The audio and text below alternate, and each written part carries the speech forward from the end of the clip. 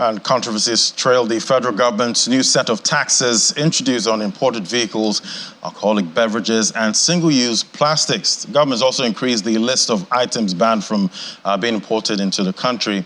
Well, joining me now is Mr. Taiwo Yedele, Fiscal Policy Partner and Africa Tax Leader at PwC, joining me via Zoom. Great to have you on the show. Thank you, Ladi. It's a pleasure to be on your program. So I know you've described this as President Muhammadu Buhari's parting tax gift, to the people. Give us a breakdown of the new taxes. Thank you very much. So the fiscal policy measures for 2023 was dated 20th of April, 2023, of course. And it was recently released and signed by the Minister for Finance, Budget and National Planning. And essentially, that fiscal policy measure is something that is released every year, so nothing really new.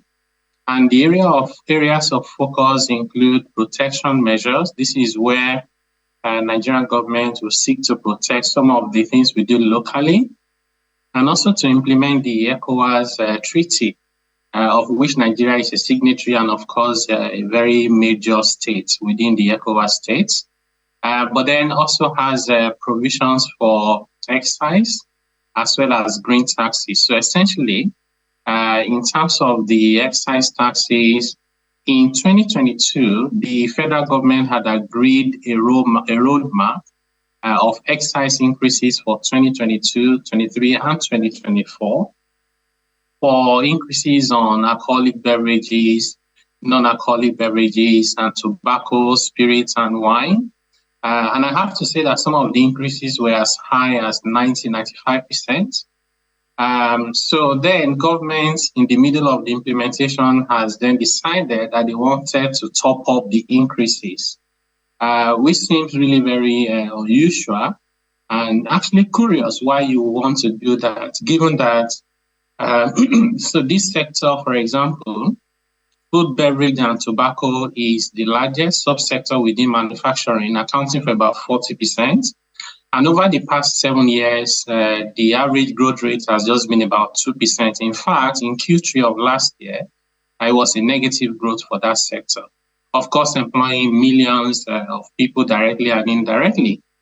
So why would you want to change your policy midway? Particularly because the naira scarcity has dented the growth of that sector, with significant decline for some of them, record decline in double digits that we haven't seen in decades.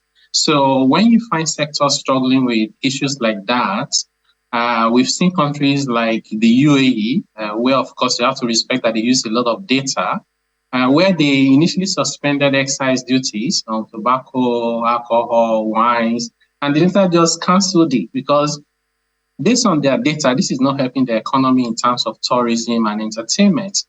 South Africa did the same thing, I think, about 2 years ago, suspended excise. So if you can't even suspend in Nigeria, you've agreed increases. Why do you further increase increases at a point when the industry is struggling? And the other one is the green taxes, where government says for single-use plastic, you pay a tax, as well as for importation of vehicles. If the engine capacity is more than 2 liters, that's 2,000 cc. Now, while we do understand that Nigerian government has signed to commitment around CO2 and want to get to net zero by 2060, it's important that we put the national interest first. What is good first and foremost for Nigeria, and how best do you do it? Especially making sure that you consult widely with all the parties that will be affected. Use data for the decision so you can know the likely impact, not only on the industries that will be directly affected, but also the ripple effect on the entire value chain, from farmers to suppliers to workers to their households who depend on them, and so on and so forth. So essentially, we think that this is something that is not warranted, given that you have just about a month to the end of this administration, and also bearing in mind that, the circular was released just a few days ago, and some of the provisions took effect from May 1st, and the remaining provisions are to take effect from 1st of June, which is also not even consistent with what you have in the national tax policy that says that we must give a minimum of 90 days between changing tax rules and when they do come into effect. A time like this where incomes are squeezed, we're seeing inflation, at record levels. When taxes rise, the businesses end up passing on that cost, to the customers. So I'm wondering, customers are squeezed at this point. How is this going to impact the economy going forward? Yeah, great question, Ladi. So essentially, you don't want to. We've been struggling with inflation, and a lot of it has been more intervention from the monetary authorities. And people always say we don't see a lot from the fiscal authority. Unfortunately, these interventions by the fiscal authorities, these measures are actually inflationary. So when you raise excise and you then introduce tax on single-use plastic, which, by the way, hasn't been properly defined as to where does it start, where does it stop, who will bear the cost? Is it the seller, or is it the buyer? And how do you even calculate the tax? If the bags are being given for free, or should it go to the manufacturer? Who is going to collect it? Customs usually collect excise, but what they even do when they're collecting excise is they come and sit in your factory. You must provide accommodation and so many things. Many of the guys manufacturing single-use plastic have no means of doing all of that. But having said that, to your question, these will further put upward pressure on inflation, definitely, when you increase prices. Because of the dwindling consuming, purchasing power, I should say, of consumers, the manufacturers will not be able to pass all the costs to them, which means they will bear part of the cost, and that will further squeeze their margins, which is already really squeezed. And then the rest of it, they will pass to the customers, and then that would increase inflation. And for customers who can't afford those formal sector products, they will just switch to the black market or the informal sector, which would then mean that government even loses the tax that they're trying to get, and they may not even achieve the objective they're trying to accomplish in terms of the green tax. It's actually a contradiction, if you ask me, that Nigeria on one hand is trying to promote, green economy, but then it's also a country where you subsidize fossil fuel by way particularly of petrol subsidy. It's the same government where almost everything is done by hard copy. You don't have e-government where you can save the trees by not printing all manners of documents for various things you have to do with regulators. So I think that there are low-hanging fruit that Nigeria has to try and prioritize.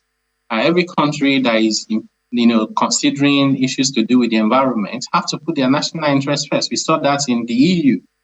With the issue with Russia, they actually went back to coal.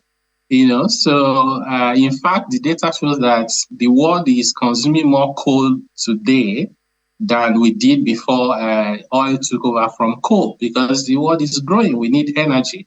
So all of these issues have to be taken into consideration in policy making. And I think the one that even concerns me the most is the policy inconsistency aspect of this, where you've agreed a roadmap, you've published it, people have made their plans based on that, and then midway into your implementation, you then change your mind without sufficient consultation. Neither did you use data or evidence to justify what is it that is different now from when the previous roadmap was agreed to justify these new increases. Maybe I guess the difference is the government actually needs more revenue than they expected at that time. All right, thank you so much. I can tell you about that, Ladi. The revenue that is estimated from this is barely 60 billion naira. That's less than the amount that NAPIMS alone spent on public relations in 2021, which was 90 billion. So I can tell you, if they really want to get revenue, the revenue will come from enhancing compliance, rather than just trying to increase the burden on those that are trying to comply. These sectors pay 4 times the average tax burden of the average sector in Nigeria. So they can't bear more. It's just not affordable. So I guess the best move is increase compliance. Thank you so much. Always great having your perspective. Mr. Taiwo Yedele, the fiscal policy partner and Africa tax leader at PwC. Thank you so much. Thank you, Ladi. All right, so let's head on to the markets now. We're talking taxes there. And now